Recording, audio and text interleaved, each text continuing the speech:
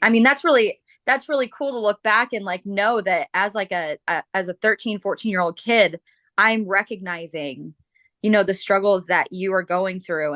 And that's when I first understood like, oh, this isn't teaching isn't just all fun and games and going and hanging out with kids all day and having fun. Like it is a job. And realizing that people can struggle with their jobs, that was something that I had never really seen before and recognized. But I definitely remember that time. Hey there, I'm Amber Harper, former burned out teacher turned teacher burnout coach, dedicated to helping other teachers like you to grow through your burnout and take your next best steps toward what you want from your career in education and in life.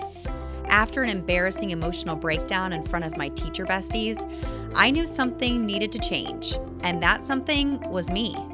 I decided that I wasn't going to settle for burnout as my sentence as a teacher, mom, wife, or friend. And I knew it was going to take way more than practicing conventional self-care to make the progress I wanted to make. No amount of manicures, bottles of wine, or bubble baths was going to save this girl. Fast forward to a few years later, and I've used everything I've learned about teacher burnout and personal development to write a book, build a course, and lead a community of burned-in teachers who refuse to settle for a life of burnout as their forever reality. I've used my burnout as an opportunity to become an active participant in my life, in the classroom and here on the mic, using all that I've learned to teach kids and serve teachers, and you can do the same. The Burned In Teacher podcast is one part burnout and all other parts action, inspiration, and support to help you grow through your burnout and live a happier, more fulfilled career and life. So take a deep breath, my friend, because you're about to take your next best step to becoming a burned in teacher. Let's dive in.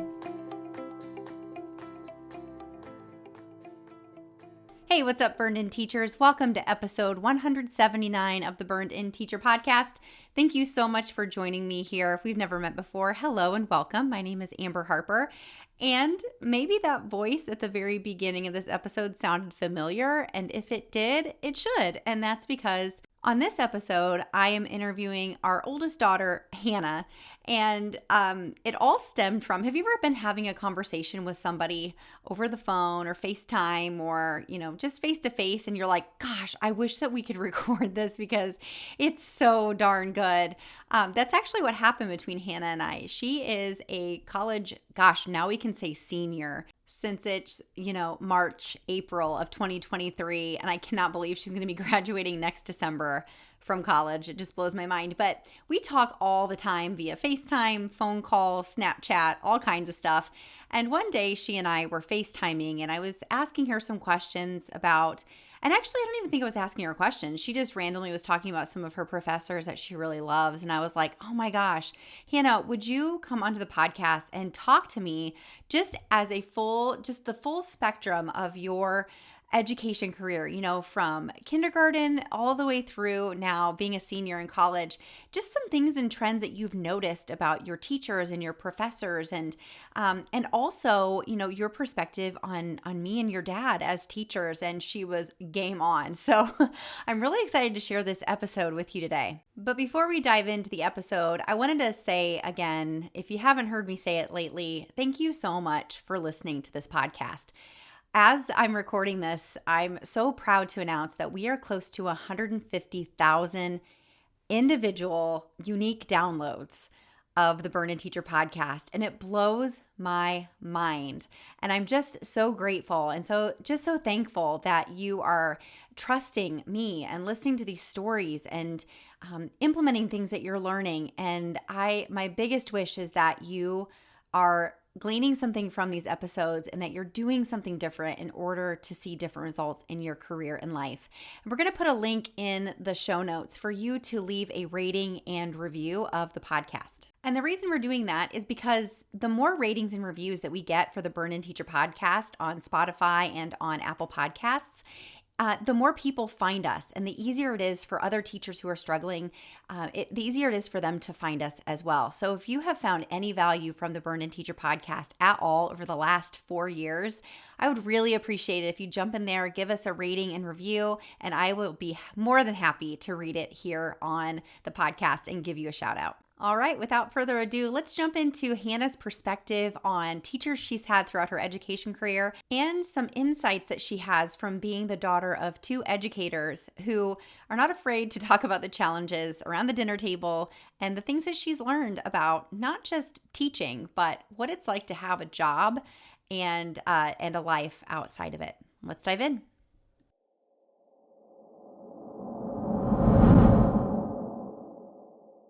Hey, Hannah, thanks so much for joining us on the Burned In Teacher podcast today. Will you please tell my listeners all about you?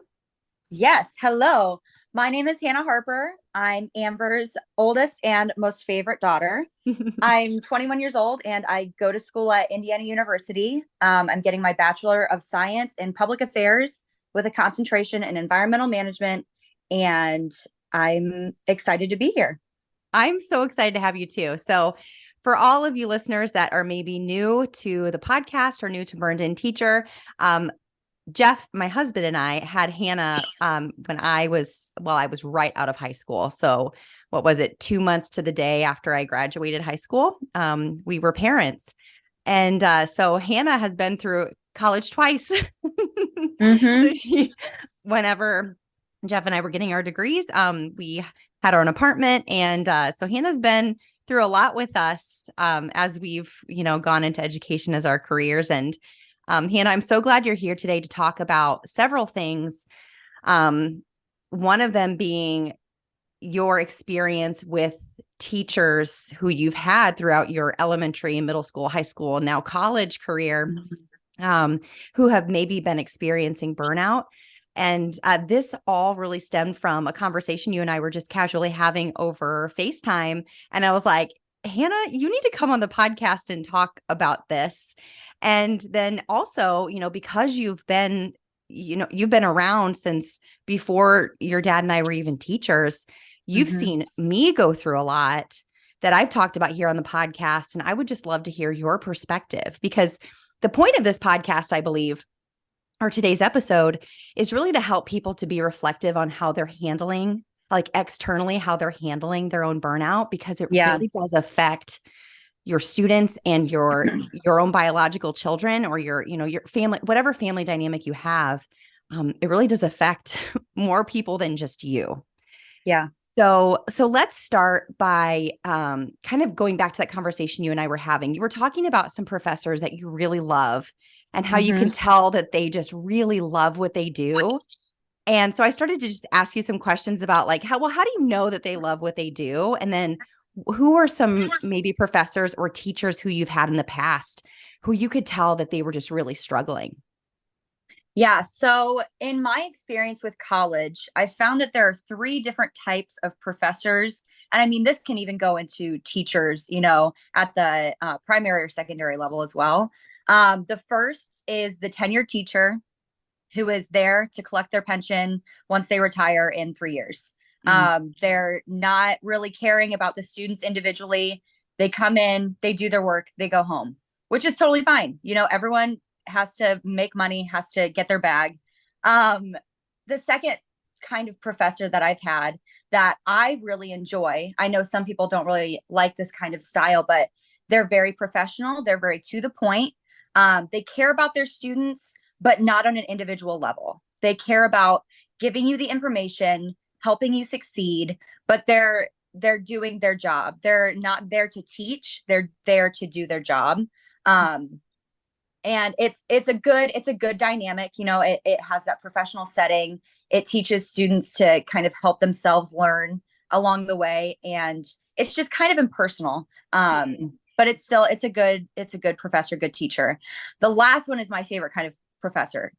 They're there because they love what they do. They're there because they want to teach the next generation. I had a professor last semester.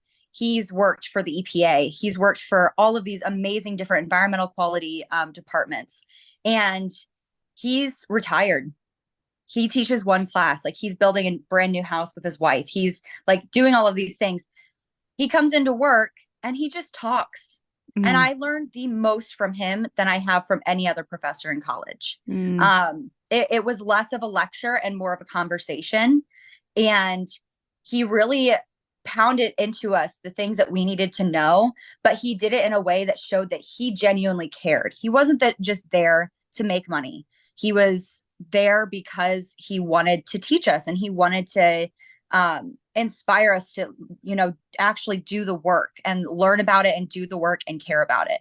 mm. Um, you know, I I think that a lot of times you can see burnout in professors when you can tell that they are just there. Mm. They're there physically, they're not really there mentally. And they don't really show that they care about their students. Again, they're just there to do their job. Um, but yeah, I think that's something that I've really noticed as a student.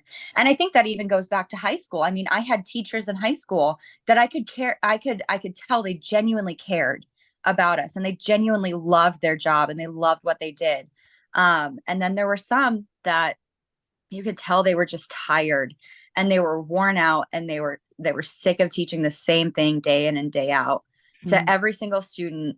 I think it's especially hard in high school when you think about it because you have the teachers that are teaching like US history and they're teaching it the same thing 7 times a day and they That do has to that be so every hard. single day. That has to be so incredibly hard. I cannot imagine. I Hmm. think that would be so hard, especially like trying to make it fun for the students Hmm. because you could tell your first period teachers, they were ready to go. They were geared up, ready to go. Your seventh period teachers, they were like, "All right, here's the information.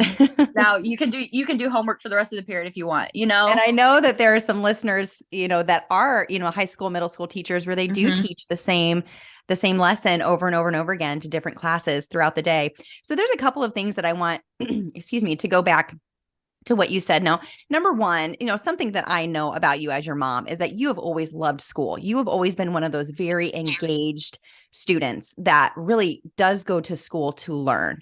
And Mhm. I, of course, am very, very proud of you and how much you have enjoyed school and how many amazing connections you've made with teachers, elementary all the way through college. And so I think that this is something that we should really chat about for a moment because a lot of times whenever I'm talking to teachers about things that they're struggling with disengagement and apathy or, Mhm. extreme behaviors from their students, whether it be elementary, middle school, high school, right? Um, so sometimes students like you kind of have to sit back and like we don't think about you a lot because Mhm. you're not the one who's causing the problem. You're not Yeah. the one who's making teaching so hard. And I Mhm. I for one can attest to the fact that your type of student, the type of student that comes to school to learn, or even if you're not super engaged, you're just there because you have to be, you just want to Mhm. do the work and go home, that you kind of get, lost in the shadows of what's happening in the classroom. So, um, I really appreciate your perspective because I think that this, especially for me, because I know the same thing happens in my class that, I love what I do. And you also mentioned that you could tell the teachers that come to school to collect a paycheck and to do their job. Now, I've had this conversation with you too, let you know Mhm. that my perspective is that, teaching is a job. Like you would not go and do it for free. You Yeah. have, like you said, you have to get paid. So I think there's a fine balance there. But I guess I really would love to hear you to go a little bit deeper on Mhm. how you've seen teachers throughout your entire school experience. Can you think of any specific situations do you have any that come to mind of where like you were just really feeling kind of left behind or kind of maybe an afterthought because your teacher was really struggling with something specific? I mean, gosh, I think in high school that happened to me a lot, specifically because I was an AP student. I Mhm. took a lot of honors classes. I was in a lot of honors programs in high school. And the classes that I was in that were not, you know, challenging and engaging in things that I didn't know and I was learning for the first time. Those classes, I could tell that those were like the teachers that would be teaching the same thing every day. Mm-hmm. I know that there was one teacher who had just she had just given birth, so she had, her time off, over a couple months, and then came back, and you could tell she was really struggling with that. It was her first kid, and she you could tell that she was just like, I just want to go home and see my kid, which Mm. obviously, I mean, anyone would recognize that that's a normal thing to do. um and I could just, that was very obvious. Hey there, I'm calling a quick timeout on this episode really quickly to remind you about hacking teacher burnout, my step-by-step burned-in process in book form. Every school year seems to bring about different and uniquely difficult challenges. And now that I'm back in the classroom, it has become more important than ever for me to stay focused on my core values, my mindset, my goals, and my habits. And you may not know this, but when I began to burn out many years ago for the 5th time in my 6-year school career, I told myself that this was just the way life was going to go. Cry on the way to work in my car, cry in the bathroom, cry on the way home from school. You get it, right? The current challenges that we're facing in education, even today, are monumental. Maybe you've got unrealistic expectations and a to-do list that never ends. Maybe you've got student behavior issues, or you're feeling a lack of support from your team or community. Maybe you work in a toxic work culture, and maybe even dealing with a personal crisis. All of these challenges make balancing teaching and your everyday life sometimes seem unmanageable. Until now, because teacher burnout has been hacked. In my Hacking Teacher Burnout book, I share the 8-step process I designed to help myself and thousands of teachers from around the world to navigate our way out of burnout. You see, out of my rock bottom burnout moment, I learned ways to focus on what I can control while learning ways to let go of the things that are out of my control. My book shines light on burnout as an opportunity for growth and change, and in it, I empower you to become a burned-in teacher, a happier, more fulfilled, efficient, and effective person in the classroom and in life. In Hacking Teacher Burnout, you'll learn the steps that you can take to discover your burnout type. Did you know that everyone has a type? Take actions that are best for you depending on your type, move through burnout rather than fighting against it, and making time for things that bring you growth and joy, and so much more. And right now, you can download Chapter 1 for free. That's right. You can start your journey out of burnout using my process on the house. Go to burnedinteacher.com/free chapter today to get your first chapter on me. And there's no better time. The Burned In Teacher process has empowered thousands of teachers to believe that they deserve and can achieve a happier and more fulfilled career in life. And I know that this process that I built to help me is going to help you to go from isolated to empowered whenever you need it. All right, now back to the episode. Burn on. There are also teachers that you can tell they're fed up with their schools. They're tired of their schools, telling them what to do, what not to do. And they just want to come in and teach and do what they know is right, and teach the way that they know the students are going to enjoy and like and engage with. But their school's telling them, you're not allowed to teach this way, or you can't say these kinds of things, especially when you're looking at, like government classes or like history classes. There are some things, that are really sensitive topics, which obviously are hard to talk about. But they're part of the curriculum. I took an AP government class in high school, and these things were on the exam. We had to talk about them in class, and you could tell the teacher wanted to say specific things. And the way that he would do it is he would have us just talk about them. He would have us engage and have discussions and have like even debates in the classroom, just to be, engaged with the topics. So you could tell like he was kind of skirting his way around trying to teach and do the right thing, but also making sure that he was, not liable for anything happening. Did you ever have a teacher outrightly like voice their frustration with the system or with how they were feeling? Like, did you ever have that happen where you were like, I don't really know how to handle this? So that's actually a funny story. So my professor that I told you last semester, he's retired. He spoke up against the school multiple times about Mm-hmm. different things that they were doing and things that he didn't like and who they were taking money from and like all these different things. So that was really interesting. And we would all just kind of sit there, we didn't know these things were going on. We didn't know this was happening.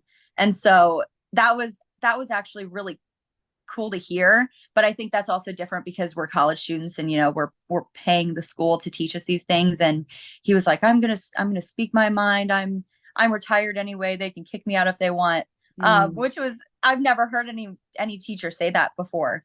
Mm-hmm.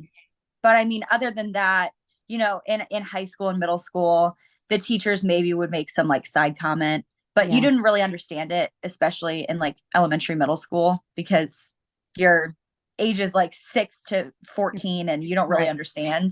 Right. Um, but yeah, I think that was like the only time that I've really heard someone outrightly speak out against the school that they're working in. Mm. So let's back up some more. Like when you Mhm. lived at home and Mhm. you were in, elementary, middle, high school, like you live with two teachers, right? Now dad is Yes. obviously a principal, but you hear us like talking shop, at dinner or if we're, in the car or whatever. So you've heard our perspective, like the backstage conversations that happen, and you've heard a lot of frustrating things over the Mhm. years Yep. that your dad and I have talked about. But so let's back up to elementary school. So, listeners, you may or may not know this, but I actually had Hannah in my second grade class. So, Oh what yeah. was that like for you? I loved it. I loved it, honestly. It was really fun. I will say, so I had her in second grade. When I moved to third grade, I had a male teacher, Mr. Ott, and I Hmm. would call him mom a couple times for the first few weeks, just because, I I was just used to that. But no, that was a really cool experience. And another thing is like I had my mom as my teacher, but my friends had my parents as their Hmm. teachers. That Hmm. was a really interesting thing too, because when I was in fourth grade, dad was still teaching, Hmm. and my friends had him, and it was a very cool dynamic because it was like I owned the school. Like I felt like I owned that school. We would walk in at 6 a.m. and I'd just go like running around in the hallways. You It was did. awesome. It was so cool. Yeah, it was a really good experience. And I think it's also really cool because now you hear different things about educational standards and what's happening in schools, and you see it on TV and you read about it and you talk about it, and I get to have that perspective. Like, Hmm. I grew up with teachers. I grew up hearing these things not just on the news but like at the kitchen table. Hmm. And I was really excited whenever I was older, when I was like an older teen, when I would be able to engage in the conversations with you guys and like and not only hear about it but talk about it and learn about it and hear about your struggles and how teachers are struggling. And it was a really cool dynamic, I think. Hmm. So let's kind of dive into that now, because one thing I wanted to talk with you about today is because, I was so young when I had you, and you were in the same school building with your dad and I. Especially, I mean, when I got my first teaching job, my first classroom in the school that you worked in and your dad worked in, it was 2007, and of course I was pregnant with your sister. Mm-hmm. And so you were a first grader when I started teaching first grade in Mm-hmm. that building. And I've been very open and honest about the fact that I started struggling with burnout my very first year teaching, all the way through that 8th year that I worked in that building and beyond. And you were old enough to at least maybe be a little bit aware of what I was going through. So I'm just curious to hear like what you remember about, because I don't think that I outrightly obviously didn't have these conversations with my first, second grader, Yeah. about how much I was struggling. But like, did you ever see anything, or do you remember anything about, maybe seeing me cry in the car or anything like that? I mean, there are definitely a couple moments that I just remember you struggling really hard with the profession and doing what you love to do, and continuing to love it, finding refinding that love. I think one moment that always sticks out to me in my mind, I think was right before you started doing Burned In Teacher. I would have been, gosh, like 13 maybe.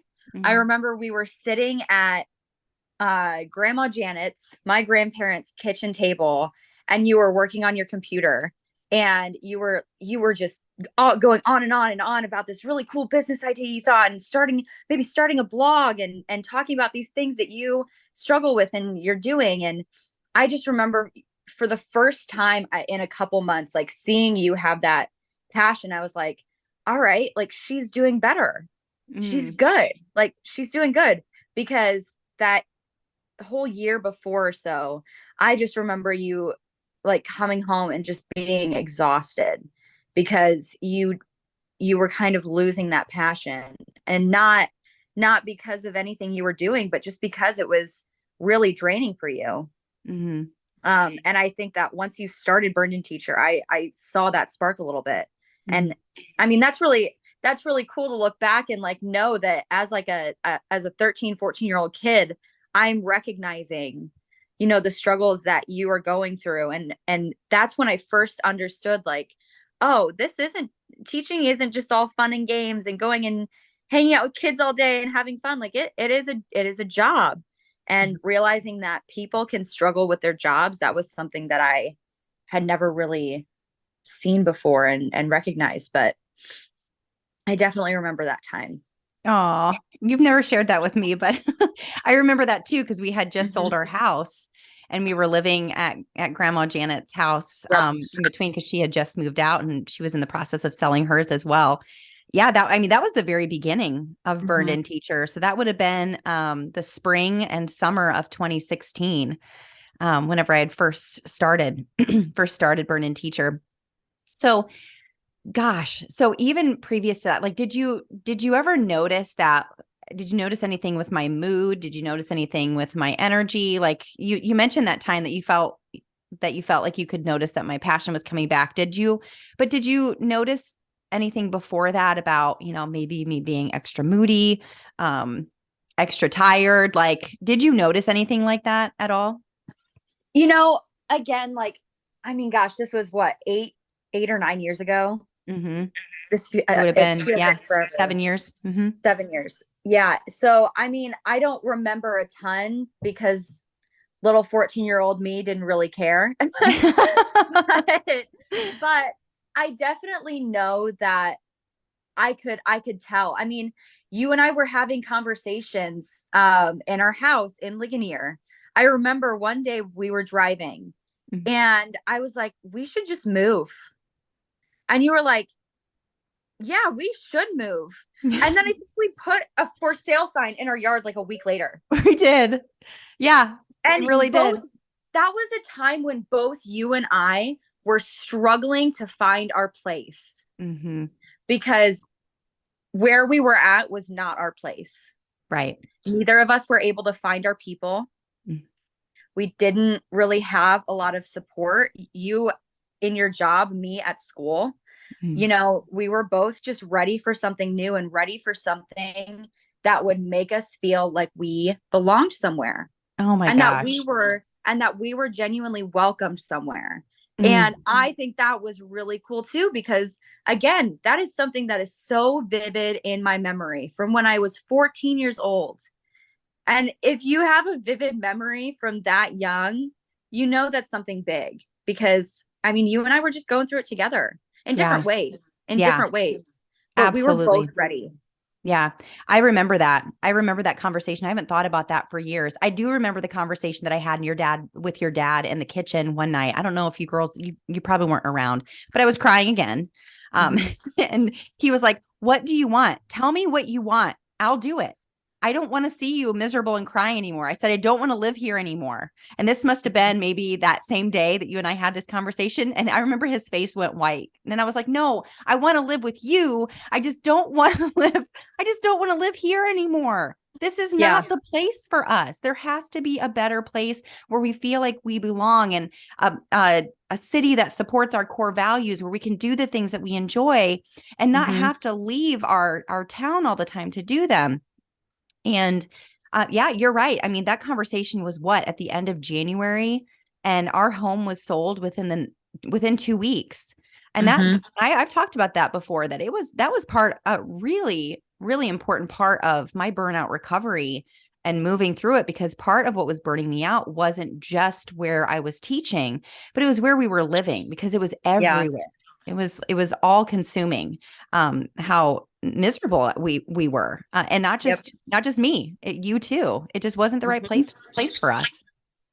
It wasn't. And I think that I don't think that I would go back and change it though, because, No, as miserable as I was, as hard as it was to go through those things, I think it made us both realize what we needed. And once we found it, we didn't take it for granted. no, we still talk about, we still live in the same house that we, moved to back in 2016, in the new city in Fort Wayne, where we live now. And your dad and I will still be on walks, and we'll be like, God, we're so glad we moved. Like, we do not Mm-hmm. take it for granted for a second that the decision that we made was hard. It was easy and hard at the same time, because we were leaving our family. We lived in the same town as our family.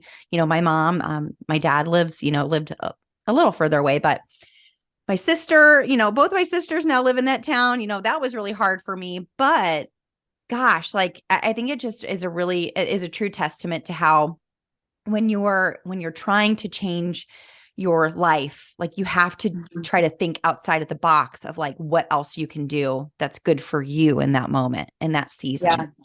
And we never looked back. I mean, we sold our house in 3 days on Facebook, wasn't it? Mm-hmm. Like, Yep. it was It was crazy. crazy.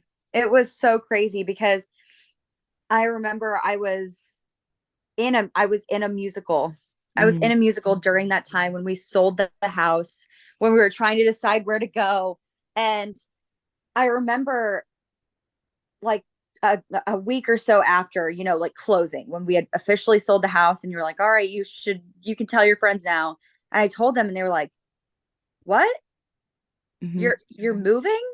Like, when did this happen? And I was like, we just did it. We just Mhm. did it. We just sold our house. Like, it's done. Yeah. So gosh, it was just, I truly do value how much it changed, and where we were at, because we had a way better experience. And I mean, Mhm. you guys are still having that really awesome experience. Yeah. So, obviously, between you and I, in this conversation, it's really not just between you and I. Obviously, there are going to be thousands of people that listen to this podcast episode. Mhm. So, what would you say as a student, to a teacher who is not just having a bad day? Like, everybody's going to have a bad day. They're going to be, kind of, just off, and maybe they're tired, or maybe they're sick, or, maybe something happened that's just throwing them off for that day. But what would you tell a teacher that is consistently struggling? Like, you've heard me talk about burnout. You know what it looks like. It's that day in, day out frustration, exhaustion, Mhm. that comes along with burnout, and doing the same thing every day, and not seeing any different results.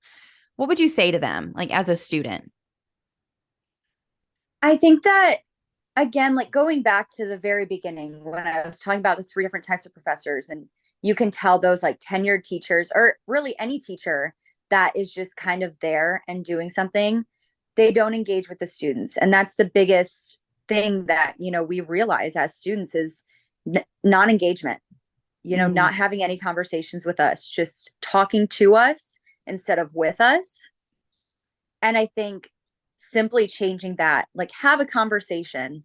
Um, Especially if you're in, like, a middle or high school, and you're, teaching different classes all day, start out with a conversation. It doesn't have to be the whole time. You don't have to be having a conversation, interacting with us every second of whatever you're teaching, but just talk to us, have a, hey, how you guys doing?